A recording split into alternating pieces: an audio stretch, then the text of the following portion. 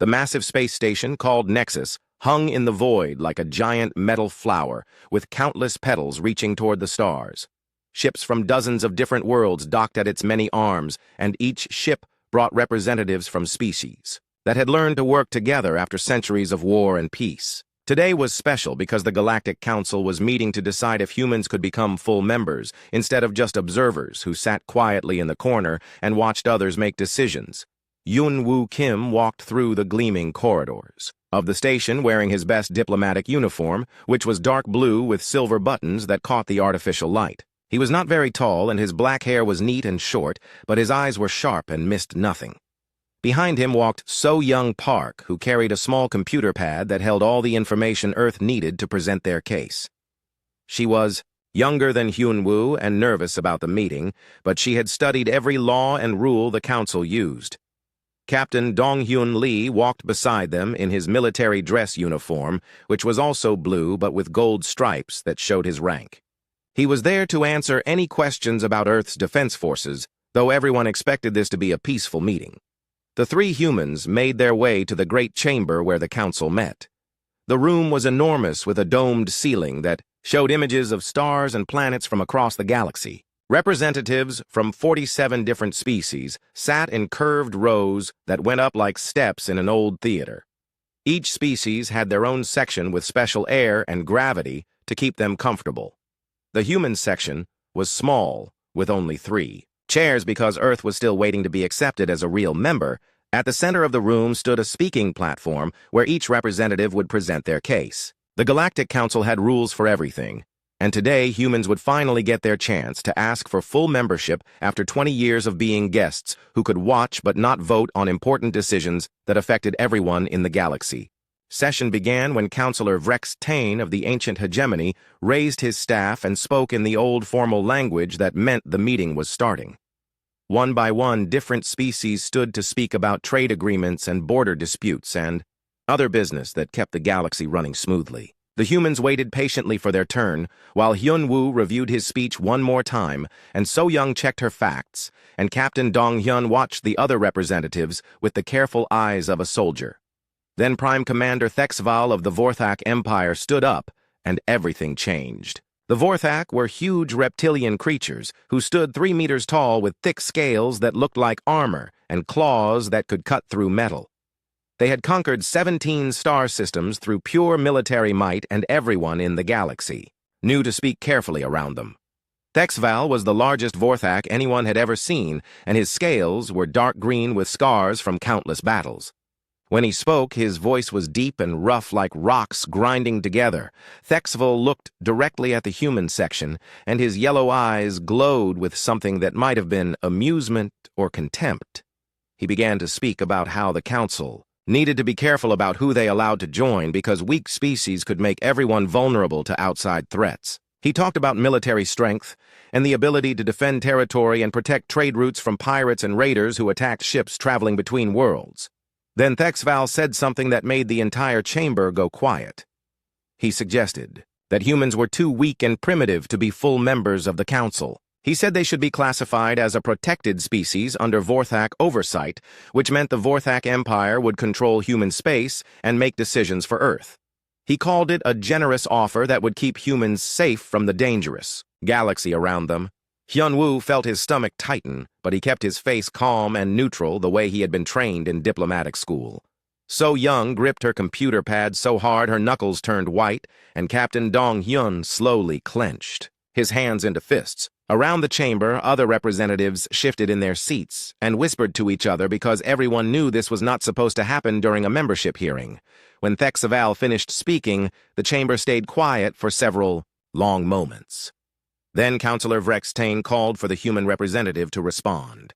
Hyun-Woo stood up slowly and walked to the speaking platform. His steps echoed in the silence, and he could feel hundreds of alien eyes watching him. When he reached the center of the chamber, he activated the translation system so every species could understand his words. Hyun-Woo spoke clearly and politely, but his voice carried across the chamber with quiet strength. He thanked the council for considering Earth's application and explained that humans had been good neighbors to every species they had met. He talked about human contributions to science and art and medicine that had helped many worlds. He mentioned the human exploration ships that had mapped dangerous regions of space and the human rescue vessels that had saved lives when disasters struck colonies on distant planets. Then Hyunwoo addressed Thexval directly, and his voice became firmer. He said that while Earth appreciated the commander's concern for human safety, the human species had never needed protection from anyone.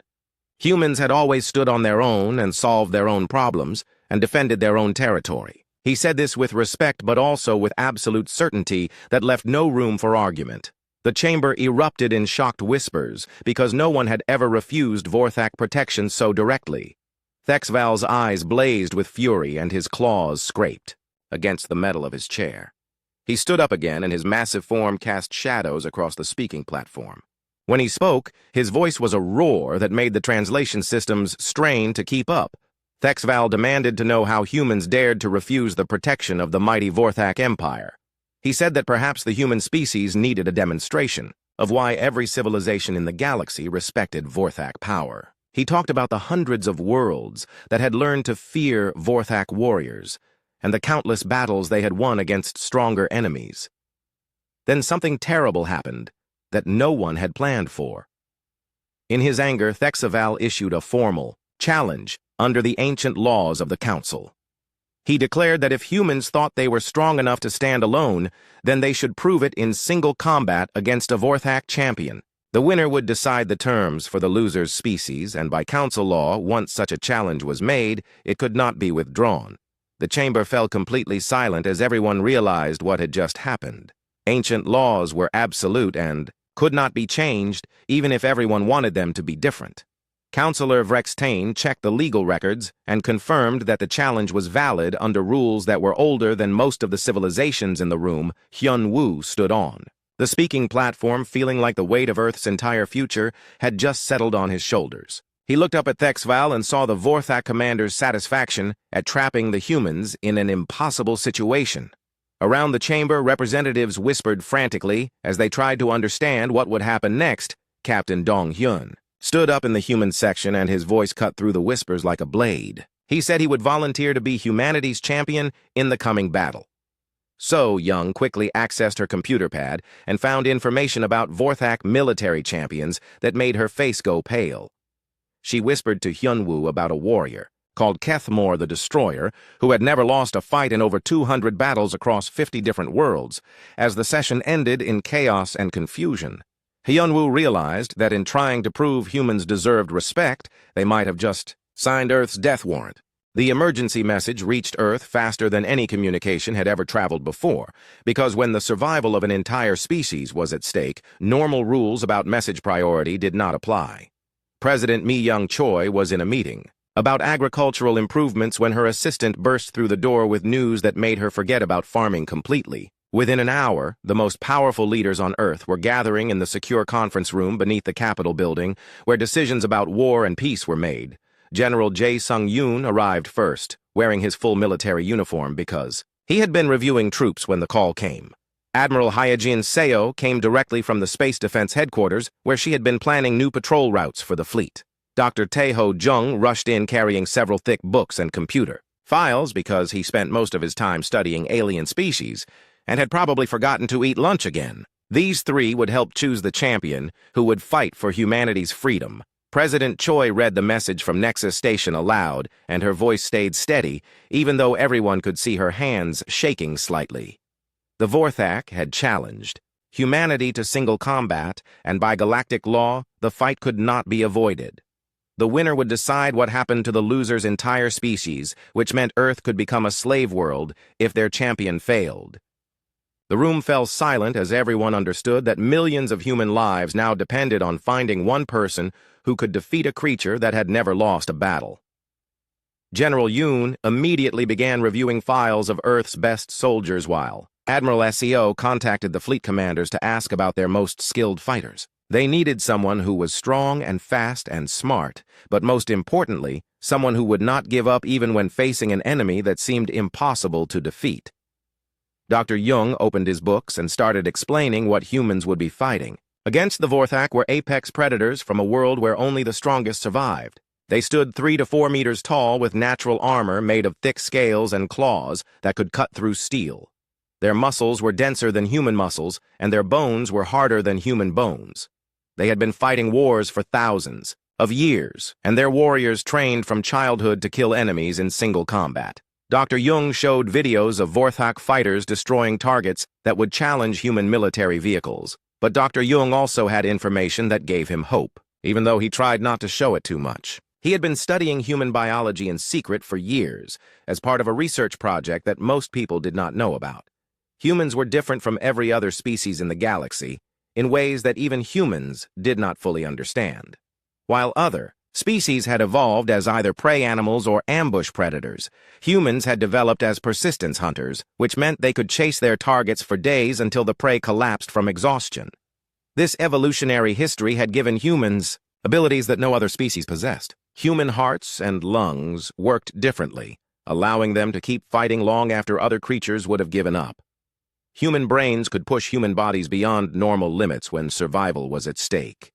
Human healing was faster than most species realized, and human endurance was almost unlimited when properly trained. The problem was that no human had ever tested these abilities against a Vorthak warrior, so no one knew if theory would work in practice.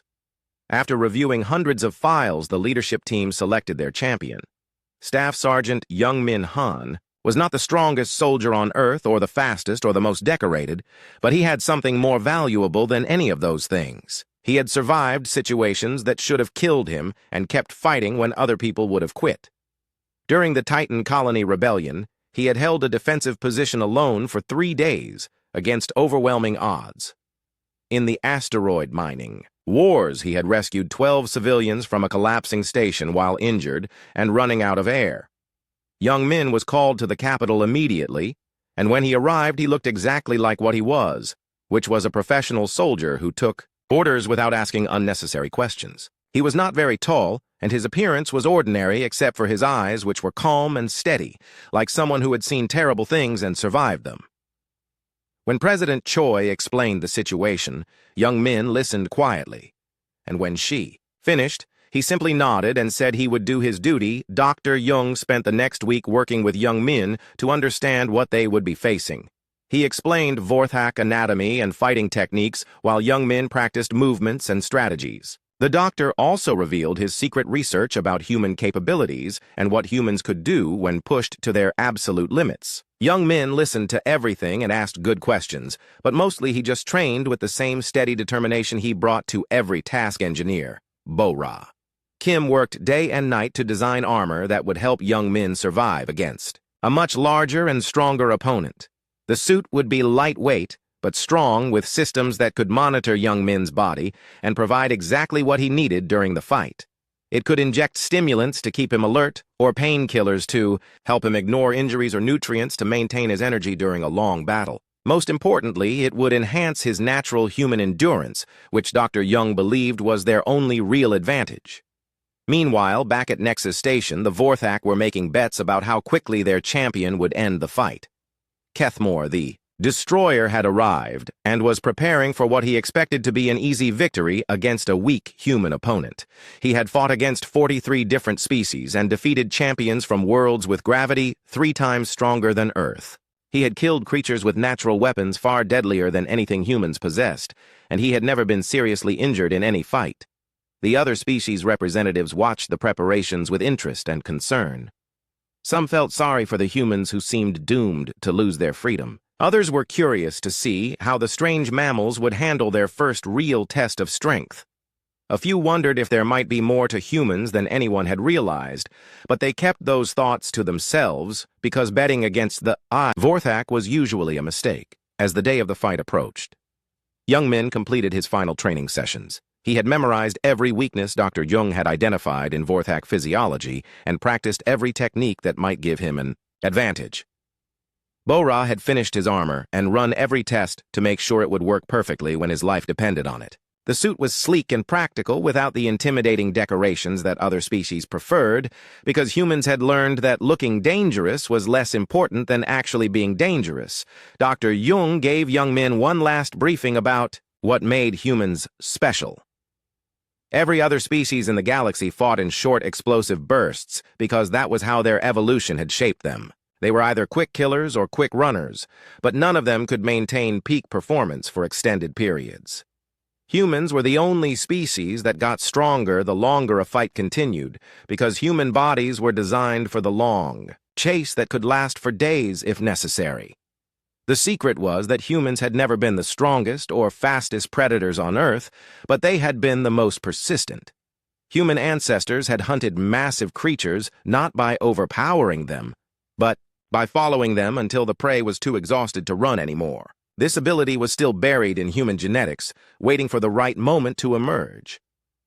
Dr. Jung believed that if young men could survive the initial assault and turn the fight into a test of endurance, then human evolution might finally prove itself against the strongest warriors in the galaxy. Young men listened to all of this information and absorbed it the way he absorbed everything else, which was quietly and completely. When Dr. Jung finished explaining, young men asked only one question, which was how long he should expect the fight to last.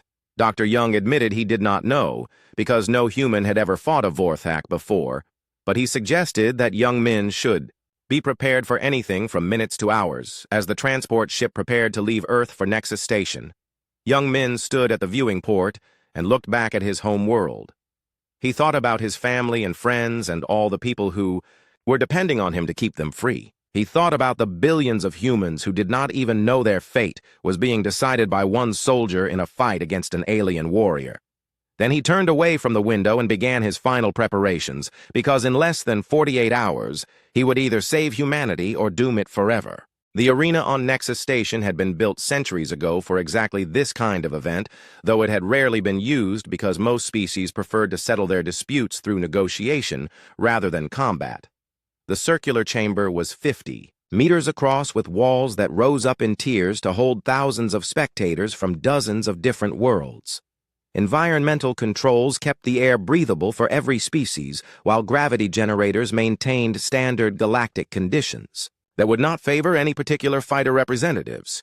From across the galaxy had come to witness what many believed would be the shortest fight in Council history. The hegemony delegates sat in their elevated section wearing robes that shimmered with embedded lights. The crystalline collective sent observers whose bodies were made of living mineral that reflected the arena lighting in beautiful patterns.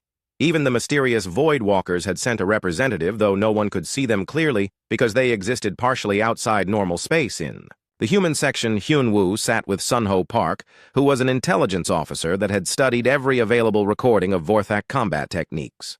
Dr. Yoonji Lim was there as the medical specialist who would treat young men if he survived. The fight, though, she had also prepared for the possibility that there might not be enough left of him to treat. The three humans sat quietly while around them thousands of alien voices created a low buzz of anticipation and speculation.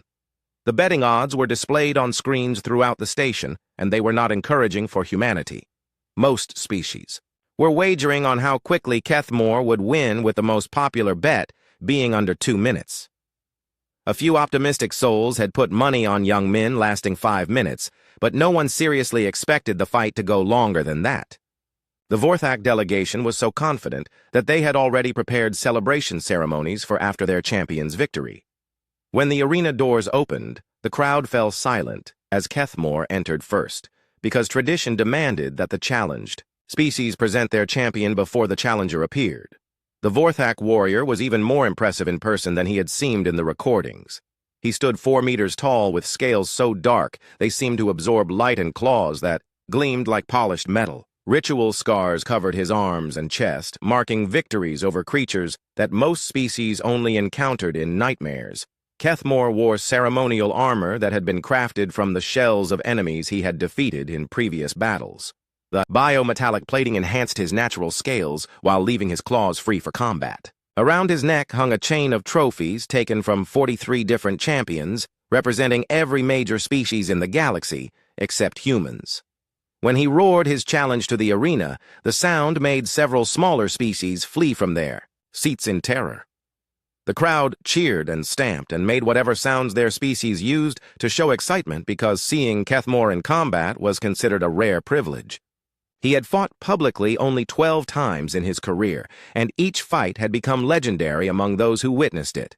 The Vorthak warrior acknowledged the crowd's enthusiasm by raising his claws above his head and roaring again, which made the arena's sound dampeners strain to protect sensitive alien hearing.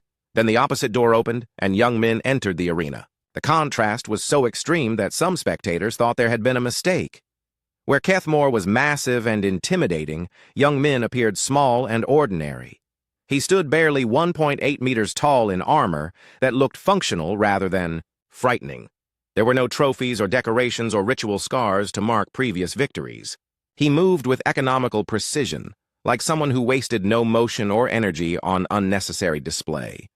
The crowd's reaction was mixed, with some species expressing confusion, while others showed what might have been sympathy for the doomed human. The Vorthak delegation laughed openly at the sight of their opponent, while their champions studied young men with the calculating gaze of a predator evaluating prey. Kethmore had expected someone larger and more impressive, but he was not concerned because he had killed much bigger creatures than this human. Young Min walked to the center of the arena and activated his armor's systems with movements so smooth they seemed rehearsed. The suit's monitors came online and began tracking his vital signs while the combat enhancement systems prepared to support him during the fight. He settled into a stance that looked relaxed to untrained observers, but Dr. Young recognized it as a perfect example of human combat efficiency. Ambassador Krialia of the neutral hegemony floated above the arena to announce the rules because her species had overseen formal challenges for thousands of years. Her voice carried clearly through the translation systems as she explained that the fight would continue until one combatant yielded or was incapacitated or died. No weapons were permitted except natural abilities and approved armor enhancements. Both fighters had been examined to ensure they met these requirements. The arena's medical systems activated and scanning beams swept over both combatants to establish baseline readings for their health and status.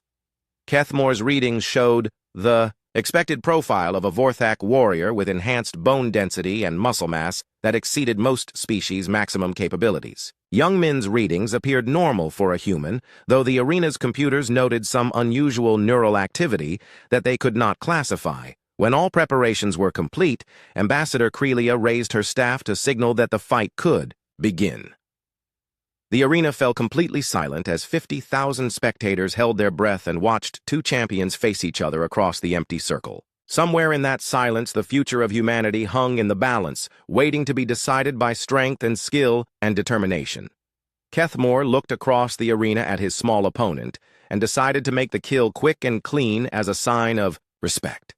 The human had shown courage by accepting this challenge even though he must know it was hopeless. A fast death would be more merciful than prolonged suffering, and it would demonstrate Vorthak's superiority without unnecessary cruelty.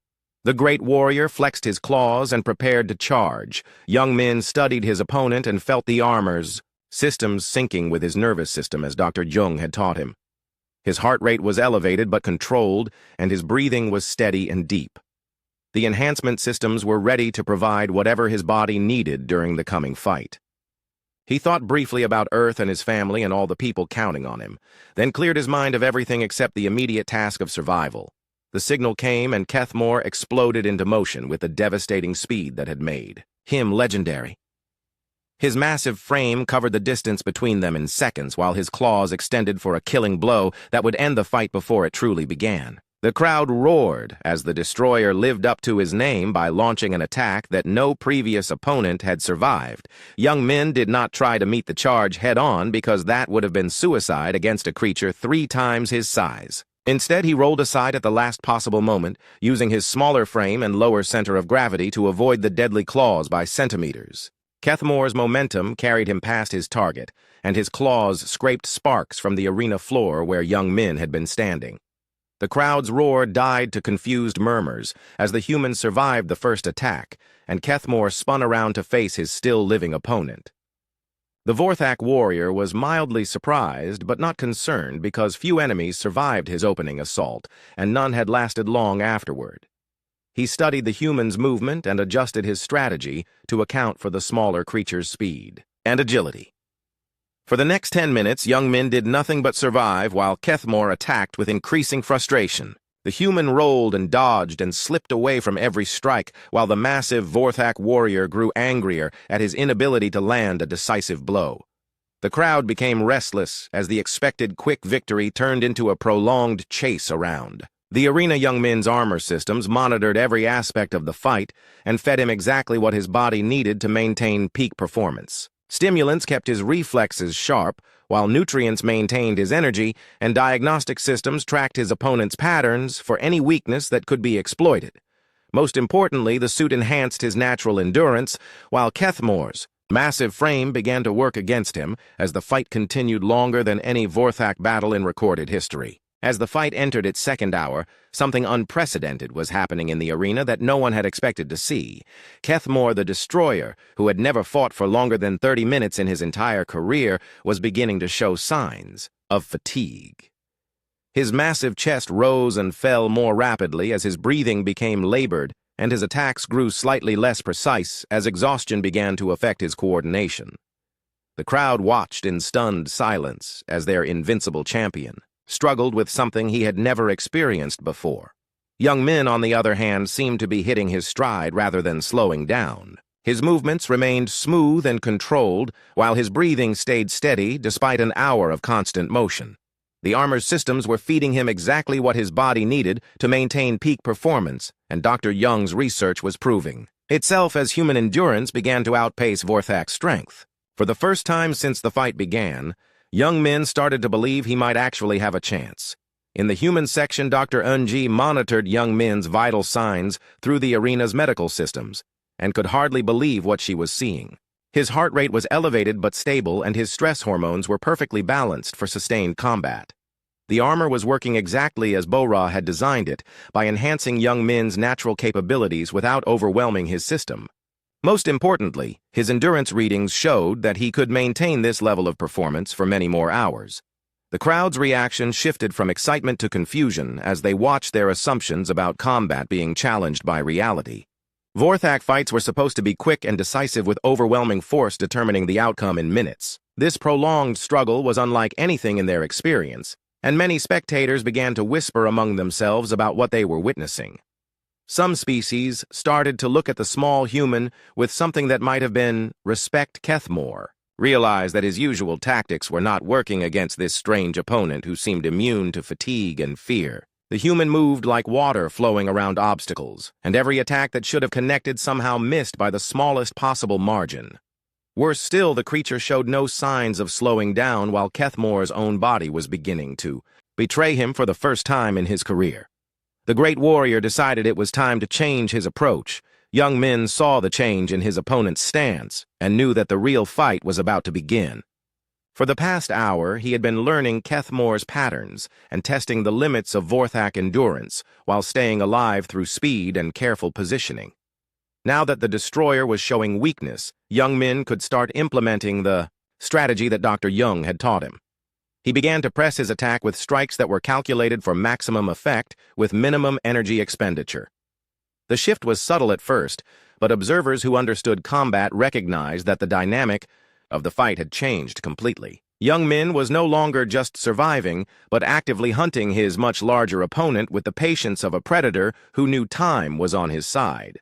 His strikes targeted pressure points and nerve clusters that Dr. Young had identified in Vorthak anatomy, and each hit was designed to cause cumulative damage rather than immediate devastation. By the third hour, Kethmore was bleeding from dozens of small wounds that individually meant nothing but together formed a pattern of systematic destruction. His natural healing factor was struggling to keep pace with the steady accumulation of damage, while his energy reserves depleted faster than they could be replenished.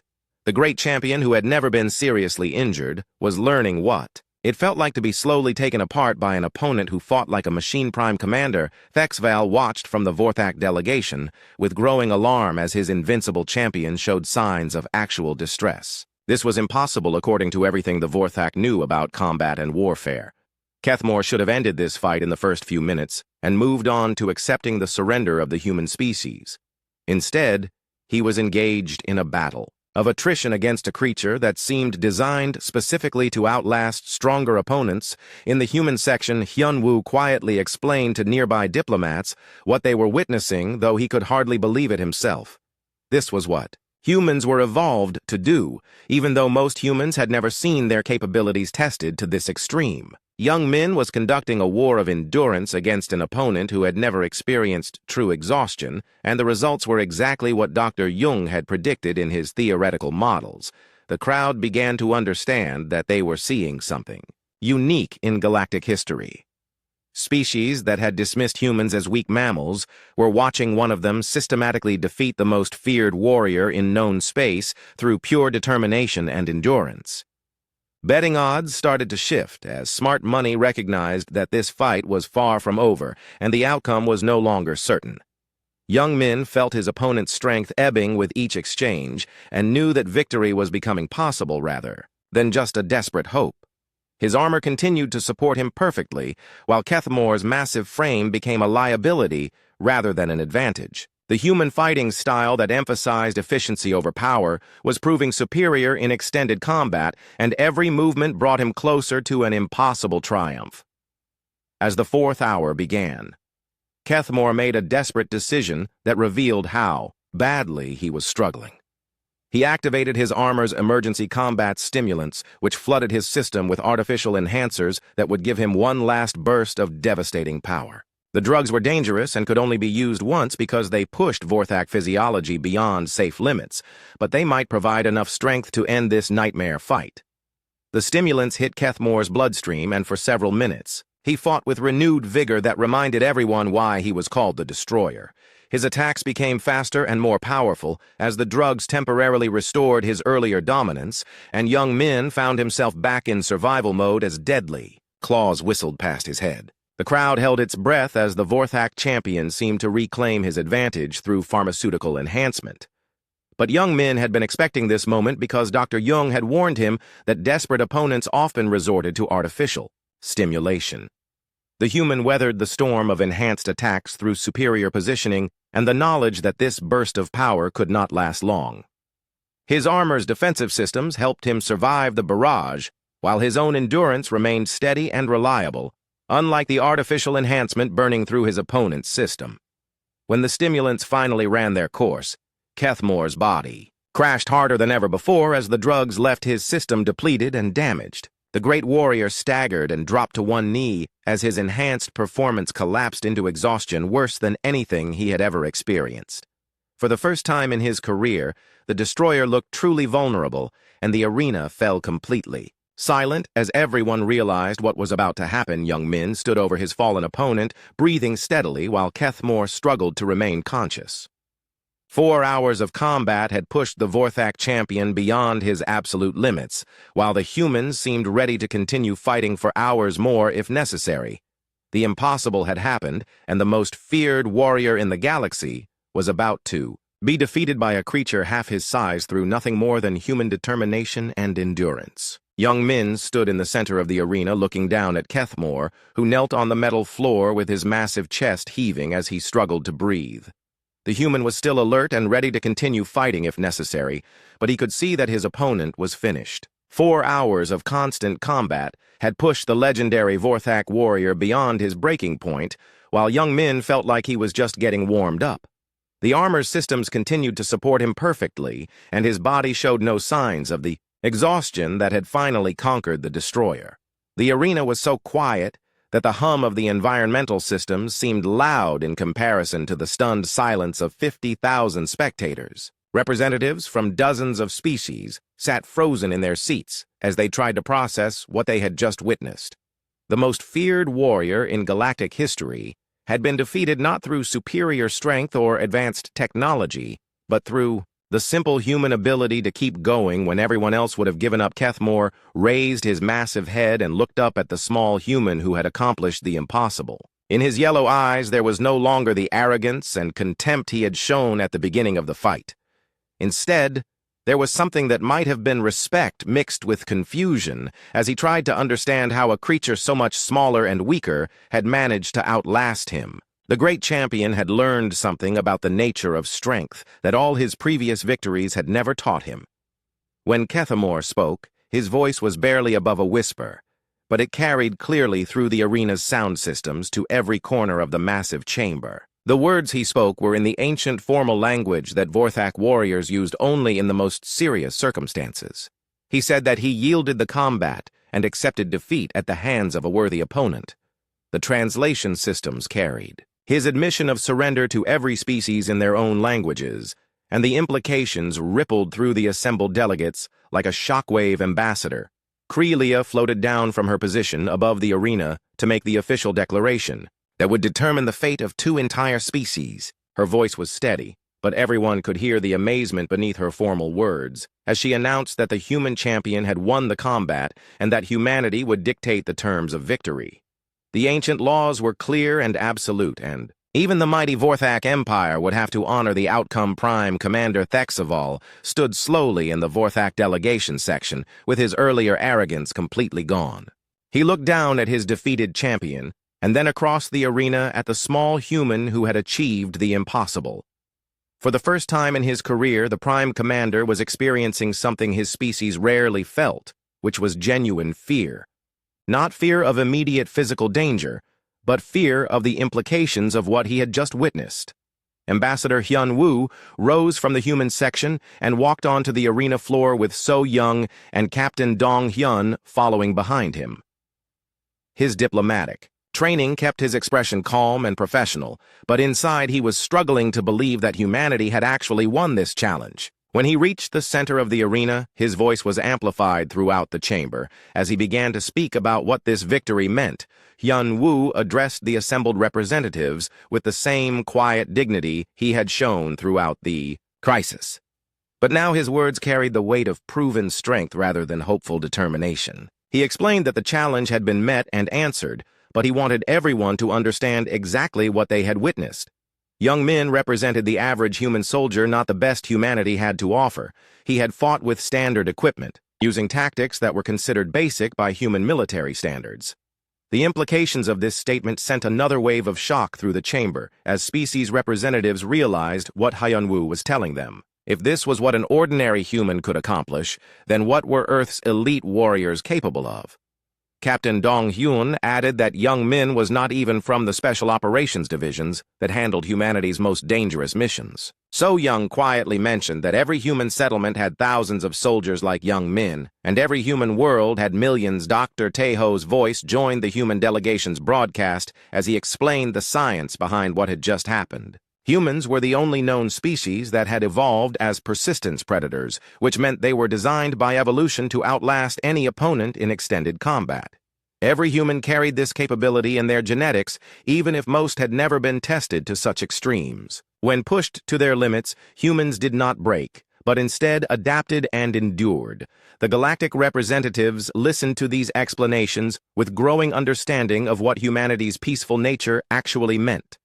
Humans were not weak creatures, seeking protection, but rather the ultimate survivors who had simply chosen diplomacy over warfare. The fact that they had never needed anyone's protection was not a sign of ignorance, but rather evidence of capabilities that no other species possessed. In the weeks following the combat, the political landscape of the galaxy shifted dramatically as species re-evaluated their relationships with Earth. Humanity was not only granted full membership in the Galactic Council, but was immediately offered positions on the Security Committee and the Military Advisory Board.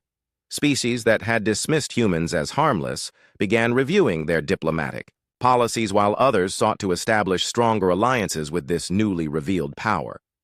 The Vorthak Empire honored their agreement with surprising grace as Thexaval publicly acknowledged that his species had underestimated humanity and made a grave error in judgment. More importantly, the Vorthak began to study human military philosophy and tactics because they recognized that they had encountered something entirely new in their long history of conquest.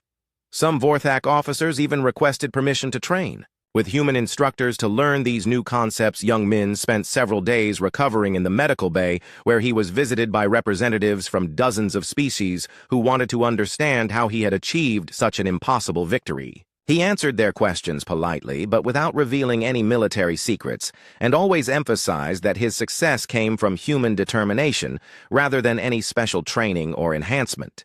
Many visitors left these conversations with a new respect for the quiet strength that humans seemed to possess naturally. Kethmore himself came to visit Young Min as the human recovered from the extended combat. The great Vorthak warrior brought something unprecedented, which was a formal warrior's salute of respect between equals.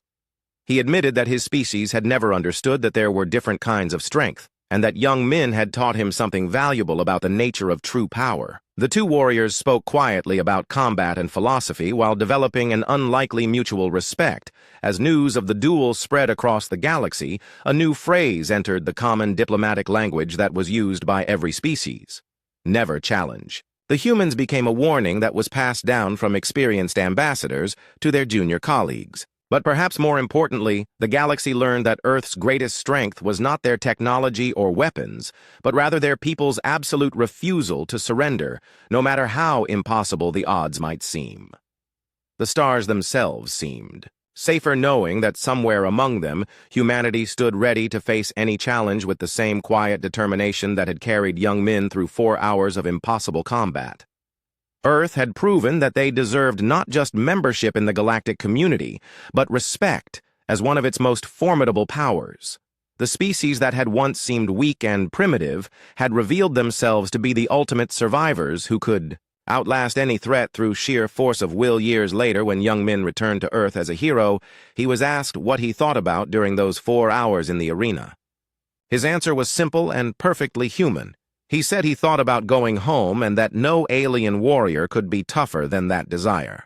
It was perhaps the most honest explanation of human nature that any species had ever heard, and it helped explain why challenging humanity was always a mistake.